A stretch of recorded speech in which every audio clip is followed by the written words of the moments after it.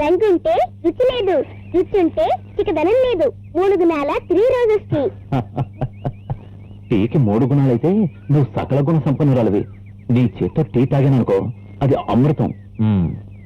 అవును, నువ్వు టీ తాగావా?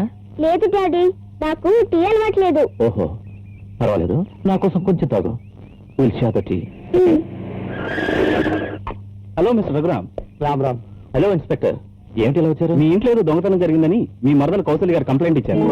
మా ఇంట్లోనా? ఇది చోక్రి ఒక స్వామీజీతో మాది షాప్ కి వచ్చి ఒక ఉంగరం ఉంది సాబ్. ఏమిటి, మా శారద మీ షాప్ వచ్చి ఉంగరం అమ్మిందా? ఇంటి దొంగను ఈశ్వరుడైనా పట్టలేడని ఊరికే అనలేదు. అంతా ఈ నంగనాటి పని అనమాట. ఊరు పేరు నీతి జాతి లేదని ఇంట్లో ఉంచుకోద్దని నేను ఆరోగ్యం ముట్టుకున్నాను. కౌసల్య, కాసేపు ఆగు. శారద, ఏంటమ్మా ఇది? లేదు, నేను దొంగతనం చేయలేదు. వీళ్ళు చెప్పేదంతా అబద్ధం. చేసి అదొక పంచాలకి ఇంకా బొకాయిస్తున్నావా నిన్ను? ఆగు, పసిదాని మీద చేయొత్తామేంటి? శారదా, నిన్ను ఎవరు ఏమేమో దొంగతనం చేసుంటే నిజం చెప్పే. నిజంగా నాకేం తెలీదు. ఇది ఇలా చెప్పదు. 4 తగిలిస్తే నిజమేదే బయటకు వస్తుంది. శారదా, నీకేమీ తెలియదంటే నువ్వే అమ్మావని ఆ సేట్ ఖచ్చితంగా ఎలా చెప్తాడు? అవును, ఆ ఉంగరం నేనే అమ్మాను. ఒక ఉంగరం, ఒక నెక్లెస్ ఈ సేటికి నేనే అమ్మాను. నెక్లెస్ అమ్మావా? రఘు సాబ్, ఎస్ఐ సాబ్, ఇది చోక్రి అబద్ధం ఆడుతోంది. నాది కొట్టుకొచ్చి ఉంగరం మాత్రమే అమ్మింది సాబ్. కాదు, ఇక్కడ దొంగలిచ్చిన నెక్లెస్ కూడా నేను నీకే అమ్మాను కదా. కౌశల్య గారు, మీరు ఉంగరం ఒకటే పోయిందని కదా కంప్లైంట్ ఇచ్చారు. మరి అమ్మాయి నెక్లెస్ కూడా అంటుందేంటి? అదే, అది జానికి ఉంగరం కనిపించలేదంటేను అదొక్కటే అనుకున్నాను. సేట్, ఆ ఉంగరం నెక్లెస్ తీసుకొచ్చి ఇచ్చేసాయి. నాకు అమ్మింది ఉంగరం ఒక్కటే సాబ్. నెక్లెస్ నేను ఎక్కడి నుంచి తెచ్చేది సాబ్? ఏమమ్మా, నాకు అమ్మింది ఒక్కటేగా? కాదు 2. ఒకటే. కాదు 2. ఒకటే. కాదు 2 రెండు నీకే అమ్మాను. ఏంటి సేట్ సాబ్, ఏంటిది? సాబ్, ఎస్ఐ సాబ్, ఈ కౌశల్య గారు మాకు రెగ్యులర్ కస్టమర్. ఉంగరం కొన్నానని అబద్ధం చెప్పమంటే బుద్ధి గడ్డి తిరిగి చెప్పారు. ఈ చోకరి దగ్గర నేనేమి కొనలేదు సాబ్. నన్ను క్షమించండి సాబ్. మిస్టర్ రఘు, మీది పరుగల కుటుంబం. ఇలాంటి సిల్లీ థింగ్స్ తో అలరిపాలు చేసుకోకండి. మళ్ళీ ఇలాంటి జరగకుండా చూడండి. ఎస్ఐ సాబ్, ఇందులో నా తప్పు ఏమీ లేదు సాబ్. అది స్టేషన్ లో తెలుస్తాను కదా. కౌసల్య, పసిపిల్ల మీద ఏమిటి అబంధాలు? కాస్త మనుషుల ప్రవర్తించండి. నన్ను క్షమించండి బాబు గారు. మీరు శారద మీద చూపించే ప్రేమ చూస్తుంటే నా పిల్లల మీద ప్రేమ ఎక్కడ తగ్గిపోతున్నానని ఇలా చేశాను. తప్పైపోయింది బాబు గారు. ఇక నుంచి శారదను కూడా నీ బిడ్డలాగే చూసుకో. ఆడది అబద్ధం ఆడితే గోడ కట్టినట్టుండాలి, ప్లాన్ వేస్తే కాంక్రీట్ మేడ కట్టినట్టుండాలి. ఆ రోజు జానకి బిడ్డకి ప్రాణం ఉండగానే ఎలా చంపించానో మీకు తెలియంది కాదుగా.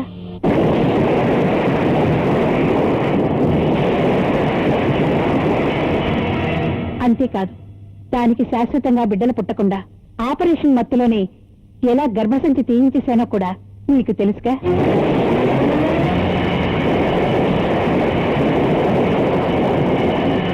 ఈ అన్నపూర్ణ ఆలోచనలకు ఎదురులేదు, వేసిన ప్లాన్కి తిరుగులేదు.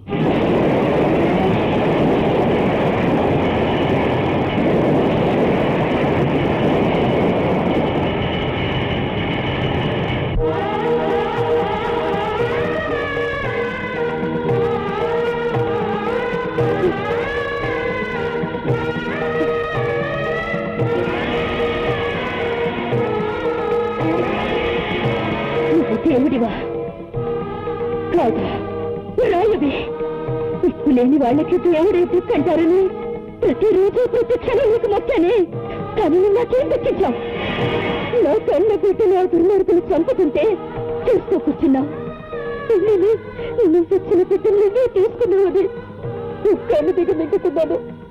ఇప్పుడు ఆడదానికి అపురూపమైన మాతృత్వాన్ని ఓ దుర్మార్గులు నా నుంచి దూరం చేస్తుంటే చూస్తూ కూర్చున్న నువ్వు భగవంతుడివా? మాతృత్వానికి నోచుకొని నేను బ్రతికి ప్రయోజనం ఏంటి? నువ్వు దేవుడివి కావు, రాక్షసుడివి. వర్గానిగా బ్రతకడం కంటే చావడం నేను. నా ప్రాణం కూడా నువ్వే తీసుకో.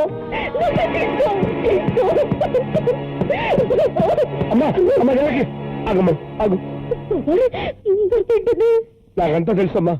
నువ్వు అనుకుంటున్నట్టు ఆ భగవంతుడు దుర్మార్గుడు కాదమ్మా, కరుణామయుడు. అందుకే నేను బిడ్డను తీసుకెళ్లిపోలేదు, ప్రాణాలతోనే ఉంచాడు.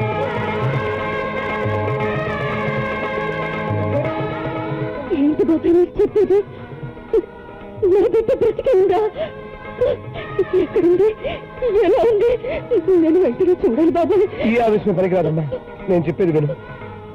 అసలు నువ్వు ప్రసవించిన రోజు ఏం జరిగిందంటే,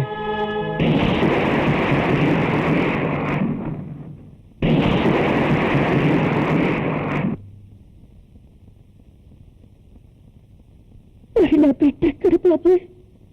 ఆ బిడ్డ ఎవరో కాదమ్మా, మన ఇంట్లో పని మనిషిగా పెరుగుతోంది శారద. ఏంటి? చివరికి నా బిడ్డ?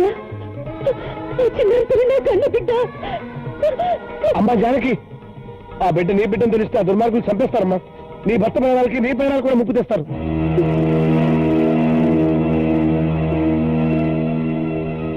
మరిప్పుడు ఏం చేయలేదా బాబాయ్? తన తల్లి దేవత అని నమ్ముతున్న నీ భర్తకి ఆమె నిజ స్వరూపం తెలిసేంత వరకు మనం నోరు మెదపడం మంచిది కాదమ్మా. అప్పటి వరకు ఈ రహస్యాన్ని నీ గుండెల్లోనే దాచుకో. నా కన్న కూతురు నా కళ్ళెదుటే తిరుగుతుంటే నా గుండెల్లో పొందుతున్న ప్రేమను ఎలా ఆపుకోను బాబాయ్? నీ బిడ్డ క్షేమంగా ఉండాలంటే నీ గుండెల్లో ఉన్న ప్రేమను గుట్టుగానే ఉంచుకోవాలమ్మా. లేదు బాబాయ్, నా పిచ్చి తల్లిని ఒక్కసారి చూస్తే నాకు మనశ్శాంతి లేదు. నా బిడ్డని చూడాలి.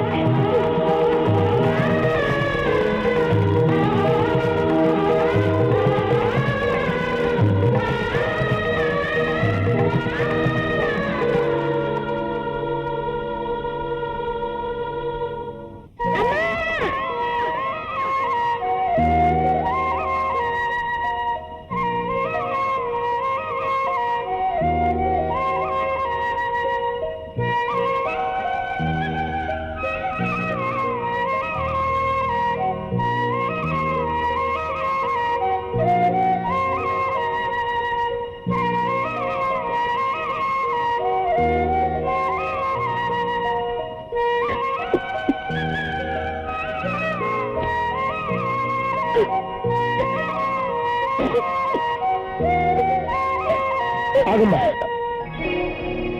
నువ్వు ఇలా బయటపడితే శారద నీ బిడ్డ అన్న విషయం ఈ దుర్మార్గులు తెలిసిపోతుంది. కొంతకాలం నిగ్రహించుకో.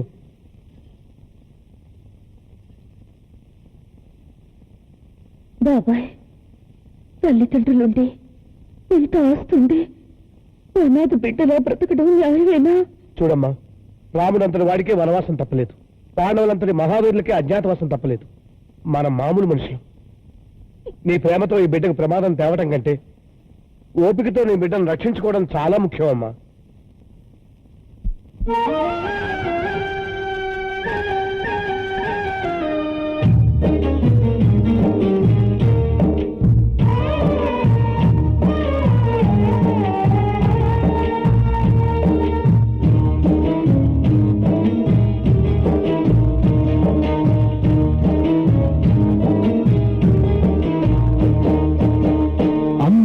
వాడు కదా బ్రహ్మదేవుడు, అందుకే వాడు సదా అంత క్రూరుడు. అమ్మలేని వాడు కదా బ్రహ్మదేవుడు, అందుకే వాడు సదా అంత క్రూరుడు. కడుపు తీపి తీరనీడు, కంట నీరు ఆరనీడు.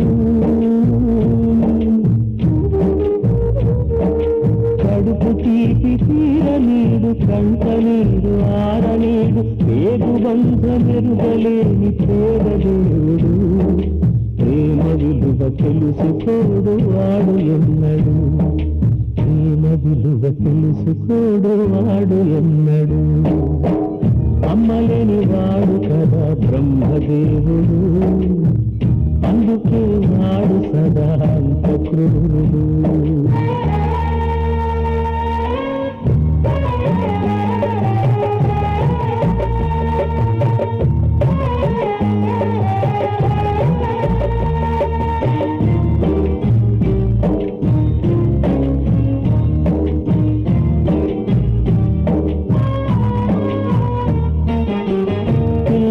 జాలి కథ, తల్లిదొక వింత వ్యధ, ఇద్దరొక ఇంత నివాసం, చేరువొక దూర ప్రయాణం. తల్లినని పిల్లెదుట తాను అనకూడదట, శిక్షపడి అమ్మ ఇలాగా, పిల్లకిక రక్ష ఎలాగా. 10 మంది బిడ్డలుంటే ఒడి పచ్చగా పండేనంటూ శిల వంటి దేవుని తలచి పరమివ్వాలంటూ కొలిచే శిలగా తానే మారేను కాలాలే కన్నీరయ్యేను అమ్మలేని వాడు కదా బ్రహ్మదేవుడు అందుకే వాడు సదా అంత క్రూరుడు చాచి పక్క మీద సంకురాత్రి మొగుడు పెళ్ళాలుగా మొదటి రాత్రి పెదవులు అడిగిన రుచి రాత్రి కౌగిలి అడిగిన కసి రాత్రి కవ్విస్తున్నది చలి రాత్రి కవ్విస్తున్నది చలి రాత్రి సన్నజాజి పక్క మీద సంకురాత్రి ముగుడు పిల్లలుగా మొదటి రాత్రి పేదవులు అడిగిన రుచి రాత్రి